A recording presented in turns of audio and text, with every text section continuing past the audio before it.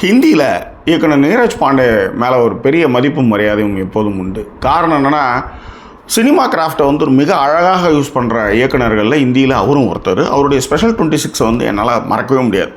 அவருடைய வெட்னஸ்டே வந்து டெபியூ மூவியாக இருந்தாலும் கூட அவருடைய ஸ்பெஷல் 26 வந்து மறக்கவே முடியாது. அந்தளவுக்கு வந்து பக்காவாக பண்ணியிருந்தாங்க. அதை தமிழில் சூர்யா வச்சு விக்னேஷ் சிவன் இயக்கத்தில் வந்துச்சு அந்த படம். அது கைமா பண்ணி விட்டுருந்தாங்கன்னு வச்சுக்கோங்களேன். பட் ரொம்ப சிறப்பான ஒரு இயக்குனர். அவருடைய பேபி வந்து ரா அமைப்பு வந்து எந்த அளவுக்கு வந்து ஆக்டிவாக இருக்குது அப்படின்றத ரொம்ப எலாபரேட்டாக சொன்ன ஒரு படமும் கூட. இன்னொரு விஷயம் இருக்குது. பொதுவாக வந்து அமெரிக்கா தான் வந்து உலகத்தையே காக்கக்கூடிய பரம்பொருள் மாதிரி வந்து அவங்களுடைய திரைப்படங்களில் அமெரிக்காவை வந்து உயர்த்தி காமிப்பாங்க. நம்ம சைடில் பார்த்திங்கன்னா நம்ம ரா அமைப்போ நம்மளுடைய உளவுத்துறையோ அதை புகழ்படுத்துகிற மாதிரியோ அவங்க வந்து தியாகங்களையோ இல்லை மயிர்குச்சரியும் விஷயங்களையோ நம்ம வந்து டிஜிட்டலாக பதிவு பண்ணதே இல்லை.